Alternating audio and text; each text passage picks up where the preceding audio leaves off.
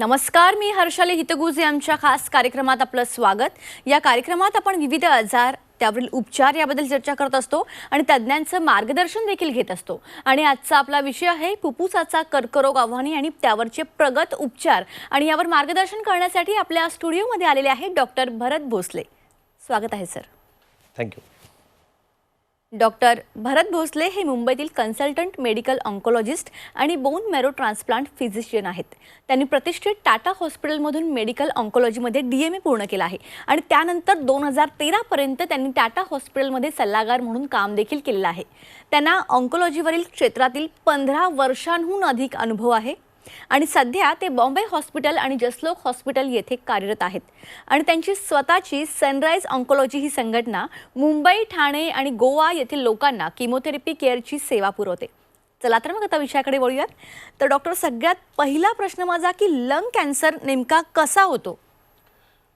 Lung cancer ज्याला आपण फुफ्फुसाचा कर्करोग असं समजतो। इफ यू लुक ॲट जुना डेटा, स्मोकिंग, धूम्रपान, तंबाखूचे धूम्रपान हे एक मोठा फॅक्टर होता ज्याच्यामुळे लंग कॅन्सरचे प्रमाण वाढत होते। वेस्टर्न कंट्रीजमध्ये पाहायला गेलात तर मागच्या शतकामध्ये वेस्टर्न कंट्रीमध्ये स्मोकिंगचं प्रमाण खूप जास्त होतं, ज्या डेव्हलप्ड नेशन आज आपण म्हणतो त्यांच्याकडे आजसुद्धा लंग कॅन्सरचा आकडा हा आपल्यापेक्षा 4 पटीनं जास्ती आहे। पण they have learn from their mistakes आणि त्यांनी आता धूम्रपानावरती कंट्रोल केल्यामुळे ते आकडे कमी होताना दिसतात। मेल्समध्ये, पुरुषांमध्ये लंग कॅन्सरचे प्रमाण हे वेस्टर्न कंट्रीमध्ये कमी झालेलं आहे आणि स्त्रियांमध्ये ते प्लॅटू जे स्टेबल म्हणतो किंवा ते स्लाईट इन्क्रीज आहे। कारण स्त्रियांमध्ये स्मोकिंगचं प्रमाण लॅटरल काय होतं की 3-4 दशकांनंतर त्याचे परिणाम दिसतात। पण आपल्या देशामध्ये आता मेट्रोजमध्ये आणि ग्रामीण भागामध्ये सुद्धा तंबाखूचे सेवन, धूम्रपान एस्पेशली हा एक महत्त्वाचा मुद्दा आहे। पण तुम्ही जर विचाराल की नॉन स्मोकर्समध्ये, न धूम्रपान करणाऱ्यांमध्ये सुद्धा कॅन्सर हा होतो का, तर त्याचा आन्सरसुद्धा येस आहे। आणि तो का होतो त्याचं रिझन हे आहे की सेकंड हँड स्मोकिंग, की तुम्ही जरी स्मोक करत नसाल, तुम्ही जरी धूम्रपान करत नसाल तरी तुमच्या आजूबाजूला घरामध्ये किंवा कामाच्या ठिकाणी, सोशल ठिकाणी जर दुसरा कोणी स्मोकिंग करत असेल, कालच मी एक रुग्ण पाहिला जो बिचारा स्मोकिंग करत नव्हता पण त्याच्या बॉस स्मोकिंग कंटिन्युअसली करायचे and because of that may be or any other persons smoking because of that or pollution किंवा घरामध्ये कोणी स्मोक करत असेल तर सेकंड हँड एक्सपोजर होतं आणि तुमच्या जिनॉमिक स्टेटसमध्ये प्रॉब्लेम कधी कधी 5% लोकांमध्ये genetic is one of the reason. But lung कॅन्सरमध्ये मेजॉरिटी 50% लोकांचा कर्करोग हा स्मोकिंगमुळे आणि राहिलेल्या 50%मध्ये आपण म्हणू शकतो की नॉन स्मोकिंगमध्ये हे सगळे कारणं येतात। सेकंड हँड स्मोकिंग, पोल्युशन आणि पेरिफेरला रुरल एरियामध्ये, एशियन कंट्रीजमध्ये एस्पेशली जे कुकिंगसाठी जे गॅसेस, फ्युम्स वगैरे तयार होतात आणि पोल्युशनमधले गॅसेस काही हानिकारक असतात, ह्या सगळ्या गोष्टींमुळे नॉन स्मोकर्समध्ये जे कॅन्सरचं प्रमाण एस्पेशली एशियन कंट्रीमध्ये जे वाढत आहे दॅट इज ॲक्च्युली एक मोठा कन्सर्न आहे ह्या कारणांमध्ये। आणि त्यामुळे स्मोकिंगवरती आपल्याला इनडायरेक्टली डायरेक्टली कंट्रोल केल्यामुळे बऱ्यापैकी प्रमाण याचं कंट्रोल केलं जाऊ शकतं। ओके डॉक्टर भरत, याची तरी प्रमुख अशी मुख्य कारणं कोणती आहेत लंग कॅन्सर होण्यामागची? जसं आपण म्हणतो की लंग कॅन्सरचे वेगवेगळे टाईप्स असतात, तर त्यामध्ये प्रमुख कारण असं मी म्हणेन की धूम्रपान हे प्रमुख कारण आहे। Okay, second is second hand smoking आणि down the line air pollution हो असून दे किंवा पेरिफेरीला रुरल इंडियामध्ये जे फ्युम्स, ऑइल्स वापरले जातात त्याच्यामध्ये जे फ्युम्स तयार होतात त्याचा एक्सपोजर झाल्यामुळे लंग कॅन्सर होतो। फारच कमी प्रमाणामध्ये जसं मी जेनेटिक्स मेन्शन केलं आहे, ज्याला आपण अनुवांशिकता म्हणतो, तेही आज पाहायला मिळतं। कारण आता आपला डेटा आणि नवीन नवीन टेस्टमुळे हे पाहायला मिळतं की फॅमिली हिस्ट्री असेल, पण लंग कॅन्सरमध्ये त्याचं प्रमाण खूप कमी आहे। ह्या वेगवेगळ्या कारणांमुळे लंग कॅन्सर होतो। आणि जसं मी मगाशी पण म्हटलं की तरीसुद्धा स्मोकिंग जर आपण आळा घातला, त्याचे वेगवेगळे पर्याय काय आहेत ते आपण डिस्कस करूच, पण त्यामुळे लंग कॅन्सरचं प्रमाण एस्पेशली तरुणांमध्ये कमी करण्यासाठी खूप मदत होईल। कारण जे स्मोकिंग करतात त्यांना तर होतोच, पण जे स्मोकिंग नाही करत त्यांनासुद्धा स्मोकिंग करणाऱ्यांमुळे कॅन्सर होऊ शकतो। त्यामुळे स्मोकिंग करणाऱ्यांनी हे वाक्य लक्षात ठेवा, तुम्हाला नाही झालं तर तुमच्या घरामधल्या फॅमिली किंवा फ्रेंड्सला लंग कॅन्सर तुमच्या स्मोकिंगमुळे होऊ शकतो। त्यामुळे कळकळीची विनंती आहे की पूर्ण प्रयत्न करा की स्मोकिंगपासून दूर राहा आणि जर करत असाल तर बंद करा। बरोबर। मग हे धूम्रपान आणि फुफ्फुसाचा कर्करोग नेमका आपण टाळू कसं शकतो? See prevention is the best कुठल्याही गोष्टीसाठी, मग तो हार्टचा आजार असू दे किंवा कॅन्सर असू दे.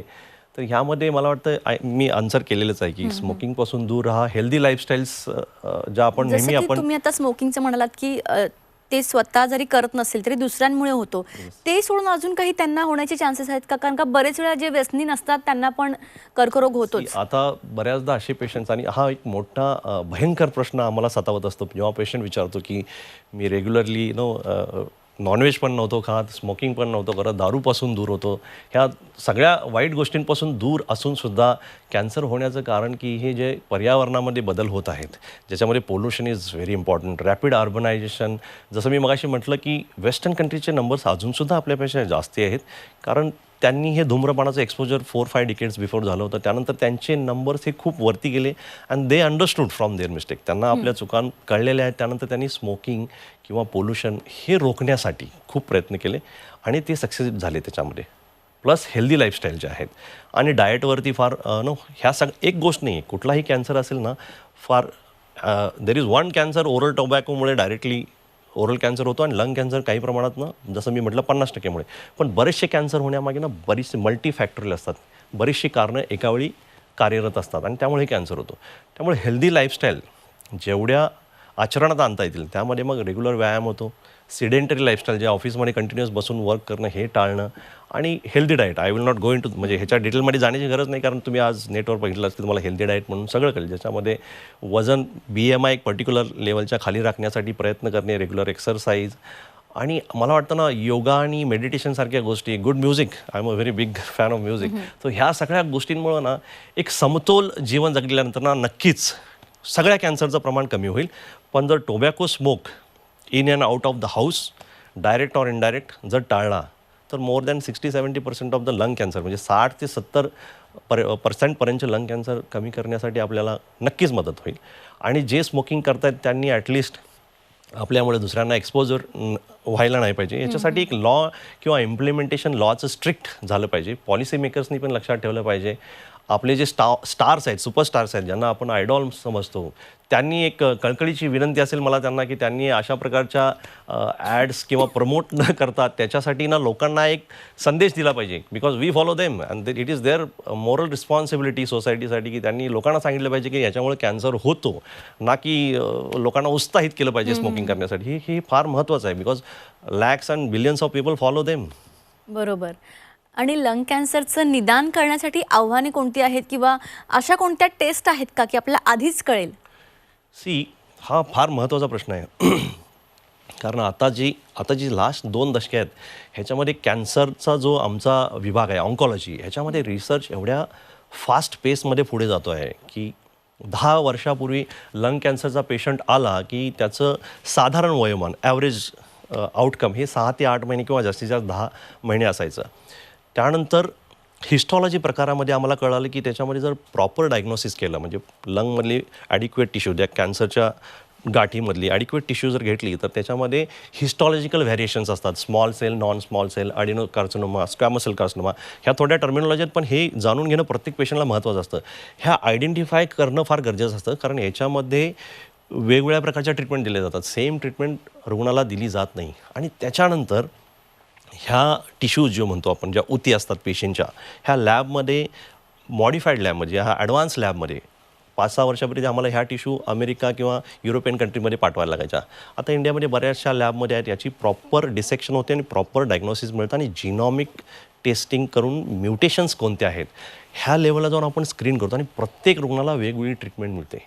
ह्याच्यामुळे काय झालं की 30 ते 40% रुग्णांमध्ये ह्या ॲडव्हान्स ट्रीटमेंट, जे आपण बोलूच पुढे, ह्या घेतल्यामुळे पेशंटचं Ayushman even in last stage of cancer हे 10 वर्षाच्या पुढे, जे आधी 6 महिने असायचे 10 वर्षाच्या पुढे जाऊ शकतात. त्यातले सगळे नाही, पण काही रुग्ण. त्यासाठी जसं तुम्ही विचारलं की आव्हानं काय आहेत, की ह्या सगळ्या टेस्टिंग ना पेरिफेरीला अवेलेबल नाहीत. ह्या मेट्रोजमध्ये मुंबई, कोलकाता असो, चेन्नई असो किंवा दिल्ली असो, ह्या ठिकाणी आहेत. आणि लेटेस्ट टेक्नॉलॉजी जे आलेले, जे फॉरेनर्स फॉरेन कंट्रीमध्ये, डेव्हलप नेशनमध्ये हे 10 वर्षापूर्वीपासून अवेलेबल आहेत, पण आपल्या कंट्रीमध्ये चांगली गोष्ट आहे की आता अवेलेबल आहेत, ॲटलिस्ट मेट्रोमध्ये अवेलेबल आहेत. तर ह्या टेस्टबद्दल सगळ्या डॉक्टरांना माहीत असणं गरजेचं आहे. आधी आम्ही फक्त एक निडल टाकून थोडंसं ब्लड काढून टेस्ट करायचो टिश्यूमधून, पण आता पूर्ण टिश्यूमधला मॅक्सिमम टिश्यू काढून त्याचा प्रॉपर DNA RNA एक्स्ट्रॅक्ट करून जसं की आपण भविष्य म्हणतो, त्या ट्युमरचं भविष्य आज मांडू शकतो की यातल्या पेशंटला कोणत्या पेशंटला रिस्पॉन्स मिळणार आहे, कोणत्या पेशंटला रिस्पॉन्स मिळणार नाही, कोणत्या पेशंटला इम्युनोथेरपी काम करणार, कोणत्या पेशंटला ओरल टार्गेटेड थेरपी म्हणजे किमोथेरपीची पण गरज नाही तो काम करणार आणि कितपत तो पेशंट पुढे जाऊ शकतो आणि किती चांगला रिस्पॉन्स मिळू शकतो, याला आम्ही प्रोग्नॉस्टिक फॅक्टर आणि प्रेडिक्टर मार्कर्स म्हणतो. ओके. हे सगळं जे सायन्स आहे मागच्या 10 वर्षामध्ये फार पुढे गेलेलं आहे. एकच प्रॉब्लेम आहे की याची cost is the big issue आणि प्रत्येक ठिकाणी अवेलेबिलिटी 2 tier 3 tier सिटीमध्ये अवेलेबिलिटी आणि त्याची टेक्नॉलॉजी ते कलेक्शनची टेक्नॉलॉजी प्रत्येक पॅथॉलॉजिस्टला प्रत्येक रेडिओलॉजिस्टला ॲज अ ऑन्कोलॉजिस्ट मी जेव्हा माझ्याकडे प्रथमतः रुग्ण येतो तेव्हा I make sure that I talk to the radiologist and pathologist so that I get complete picture. Okay. Doctor Bharat, या सगळ्यावरून आपण असं म्हणू शकतो का की लंग कॅन्सर हा पूर्णपणे बरा होऊ शकतो? सो आता आपण पाहिलं की याचे टप्पे असतात, स्टेज 1, स्टेज 2, स्टेज 3 आणि स्टेज 4. तर वेस्टर्न कंट्रीजमध्ये स्क्रीनिंग टेस्ट होतात, जसं की मॅमोग्राफी ब्रेस्ट कॅन्सरसाठी एक स्क्रीनिंग टेस्ट आहे, तशी लंग कॅन्सरसाठी लो डोस HRCT आणि वेस्टर्न कंट्रीजच्या आकडे आहेत की ही जर लो डोस HRCT टेस्ट केली तर तुम्ही पहिल्या टप्प्यामध्ये कॅन्सरला पकडू शकता आणि त्यामध्ये जर सर्जरी केली तर पेशंटचा कॅन्सर क्युअर होण्याचे चान्सेस मोर दॅन 70-80% असतात. पण अशा प्रकारची टेक्नॉलॉजी ज्याने सायंटिफिकली प्रूव्ह केलं आहे की 20% लोकांचा जीव वाचवू शकतो आपण अर्ली स्टेजमध्ये कम्प्लिटली स्क्रीनिंग करून. आपल्याकडे प्रत्येक लेवलला तो अवेलेबल होणं एक बिग थिंग आहे आणि तो केल्यामुळे जर काही नोड्यूल दिसलं त्याची बायोप्सीसाठी तेवढी एक्सपर्टी त्या ठिकाणी अवेलेबल असणं फार गरजेचं आहे. So implementation of all this science in India at this level is difficult. So stay away from smoking. That is the best thing. Prevention is the best. तरी सुद्धा जे स्मोकर्स आहेत त्यांनी सावधान राहावं. मोस्ट ऑफ द इंडियन कंट्रीमध्ये Indian कॉन्टिनेंटमध्ये tuberculosis common आहे. त्यामुळे सुरुवातीला लंगच्या एक्सरेवरती काही शॅडो दिसल्या तरी इंडियातले डॉक्टर फर्स्ट त्याचं ट्युबरक्युलोसिस म्हणून डायग्नोसिस होतं. पण TBसाठी सुद्धा ॲडव्हान्स टेस्ट आलेले आहेत. जर कुठला खोकला किंवा लंगमधली शॅडो TB सारख्या किंवा अँटीबॉडीजला रिस्पॉन्ड करत नसेल तर डॉक्टरांनी एक लक्षात ठेवा की लंग कॅन्सरचं प्रमाण फार वाढत आहे. अशा ज्या शॅडोज असतात एक्सरेवरती किंवा CT स्कॅनवरती त्याची प्रॉपर बायोप्सी करून कन्फर्म करणं गरजेचं आहे. पेट स्कॅन किंवा CT स्कॅन जरी लेटेस्ट टेक्नॉलॉजी असेल तरी unless and until we do biopsy and see the cancer cell किंवा कर्करोगाची जी पेशी आहे ती जोपर्यंत दिसत नाही तोपर्यंत we cannot diagnose them as or we cannot tell patients की तुम्हाला कॅन्सर आहे. तर ह्या सगळ्या गोष्टी लक्षात ठेवणं फार गरजेचं असतं. नॉट ओन्ली लोकांनी पण पेरिफेरीला प्रॅक्टिस करणारे डॉक्टर जे ऑन्कोलॉजीशी त्यांचा संबंध नसतो यांनी ह्या गोष्टी लक्षात ठेवणं गरजेचं आहे. त्यामुळे काय होतं की पहिल्या टप्प्यातला आजार second stage, third stage, fourth स्टेजमध्ये जातो आणि we miss them to pick up in early stages. So screening जे वेस्टर्न कंट्रीमध्ये आहे त्यांनी ॲक्च्युली दाखवलेलं आहे की 20% लोकांना आपण वाचवू शकतो. पण implementation in India is difficult. Okay. आणि मग या केमोथेरपीपासून नेमकं लंग कॅन्सरसाठी कर्करोग ह्याचं निदान करण्यासाठी अजून कोणत्या वेगळ्या थेरपीज आहेत का doctor? So as I told you की 10 ते 12 वर्षापूर्वी आपल्याकडे फक्त किमोथेरपी हा प्रकार वापरला जाय ज्याच्यामध्ये वेगवेगळे इंजेक्शन्स वापरतो आपण. पण जसं मी सांगितलं की टिश्यू डायग्नोसिस हे जर प्रॉपर झालं तर we try to extract the DNA RNA from the tumour and we do NGS. ह्याच्या आधी आम्ही इम्युनोहिस्टोकेमिस्ट्री करून वेगवेगळ्या टाईपमध्ये कॅन्सरला डिवाईड करायचो. त्यानंतर आम्ही ISC करून काही बायोमार्कर्स बघायचो. सो स्टेप वाईज ह्या सगळ्या टेस्ट करण्यासाठी 1 ते 1.5 महिना जायचा. त्यानंतर PCR नावाची टेस्ट आली ज्यामध्ये आम्ही बऱ्यापैकी 10 ते 12 म्युटेशन्स पाहायला लागलो. आता एक नेक्स्ट जनरेशन सिक्वेन्सिंग करतो आपण. पूर्ण ट्युमरचा DNA मॅप करू शकतो आणि त्याच्यामध्ये मग आपल्याला कळतं की कोणतं म्युटेशन आहे आणि त्या म्युटेशनच्या अगेन्स्ट ओरल फॉर्ममध्ये टार्गेटेड थेरपीज अवेलेबल आहेत which are different from the chemotherapy. जसे EGFR म्युटेशन, अल्क म्युटेशन. आणि अशा म्युटेशन्समध्ये जर टॅबलेट दिल्या, बिलीव्ह मी माझ्याकडे असे पेशंट आहेत ज्यांना ब्रेनमध्ये ट्युमर पोचला होता लंगचा आणि त्यांना टॅबलेट दिल्या आणि these patients have lived 7 to 10 years. So आपण याला क्युअर म्हणू शकत नाही पण आपण लॉंग टर्म कंट्रोलकडे चाललेलो आहे. So these are called as a targeted therapy. They go and hit on the particular target on the tumour cells. मग याच्यामुळे काय होतं की रिस्पॉन्स रेट वाढतो आणि डेप्थ ऑफ रिस्पॉन्स आणि लॉंगिव्हिटी ऑफ रिस्पॉन्स एक चांगली मिळते. ज्यामुळे जो पेशंट मागच्या दशकामध्ये 5 ते 6 महिने जिवंत राहण्याची पण गॅरंटी नसायची तो पेशंट बियॉन्ड 10 years. आणि काय होतं की beyond this targeted therapies there is something called as a immunotherapy. बॉडीची इम्युन सिस्टीम जी असते ती तशीही ट्युमरला कंट्रोल करत असते. पण tumour cells are smart cells. They express some receptor. त्यांच्यावरती एक रिसेप्टर्स येतात आणि ते बॉडीच्या इम्युन सिस्टीमवरती ब्रेक टाकतात. ही काही इम्युनोथेरपी आहे ती ॲक्च्युली ही ब्रेक काढते आणि एक ॲक्सेलरेटर लावते की ती इम्युन सिस्टीम तुमची ॲक्टिवेट करते आणि ती इम्युन सिस्टीम ट्युमरला मारायला मदत करते. आणि हे जे आहेत ना, ह्या थेरपीचा इफेक्ट काही 30 ते 40% लोकांमध्ये येतो. तो क्युअरकडे घेऊन चाललेला आहे असं मला वाटतं. Not all patients but few patients. नक्कीच. अजून पण याविषयी आपण बोलणार आहोत. इथे एक छोटासा आपण ब्रेक घेतोय. तर डॉक्टर भरत भोसले यांच्यासोबत फुफ्फुसाचा कर्करोग म्हणजेच लंग कॅन्सरविषयी अजूनही बरंच काही बोलणार आहोत. इथे एक छोटासा ब्रेक घेऊया, लगेच परत येऊया.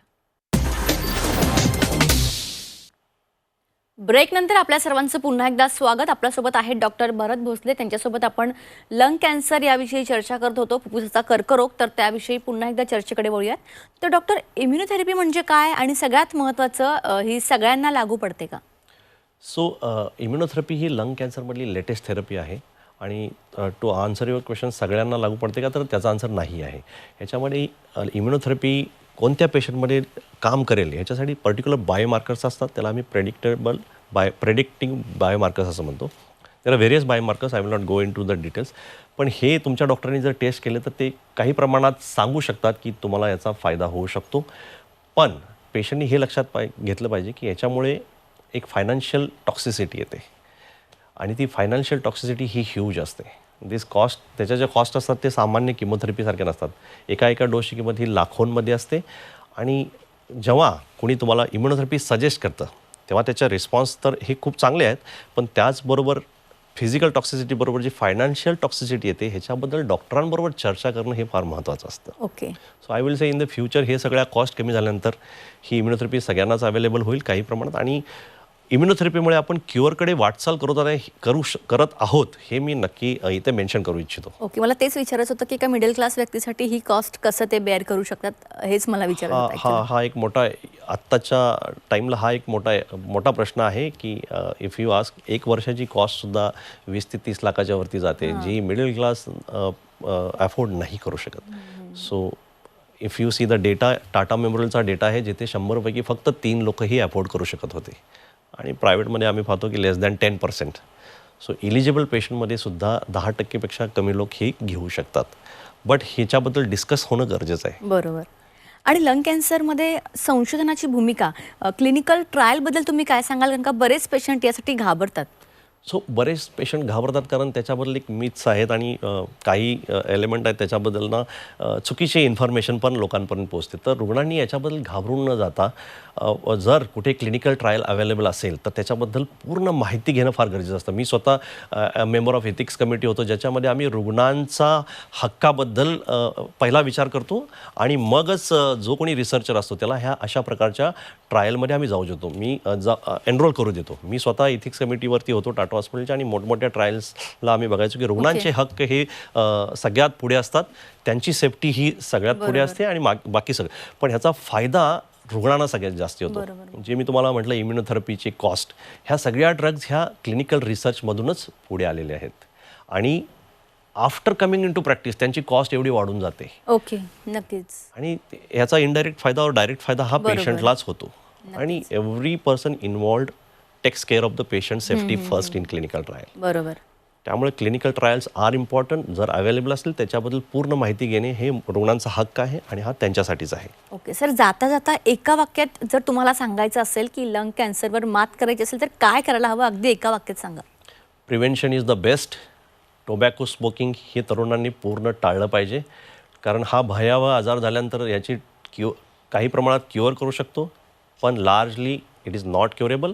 लॉंग टर्म कंट्रोल पॉसिबल आहे पण treatment cost is big issue. So I feel आणि ह्या आजारामुळे आजकाल यंग प्रोडक्टिव्ह एज ग्रुप हा अफेक्ट होतो आहे. त्यामुळे लोकांनी हे लक्षात घेऊन धूम्रपानापासून दूर राहावं हीच एक कळकळीची विनंती. नक्कीच. तुम्ही या ठिकाणी आलात, खूप चांगलं मार्गदर्शन आमच्या प्रेक्षकांना केलं, त्यासाठी तुमचे मनापासून धन्यवाद. धन्यवाद. तर फुफ्फुसाचा कर्करोग म्हणजेच लंग कॅन्सर नेमका कशामुळे होतो, त्याची कारणं काय आहेत आणि त्यावर कसं निदान करावं याविषयी उत्कृष्ट मार्गदर्शन असं डॉक्टर भरत भोसले यांनी या ठिकाणी केलेलं आहे. तुम्हाला सुद्धा असा काही त्रास असेल, यापासून मात करायची असेल यावर, तर तुम्हाला स्क्रीनवर जे नंबर दिसतात त्यावर आत्ताच कॉल करा. कार्यक्रमात आता वेळ झाली आहे इथेच थांबण्याची. ताज्या बातम्यांकरिता पाहत रहा झी 24 तास.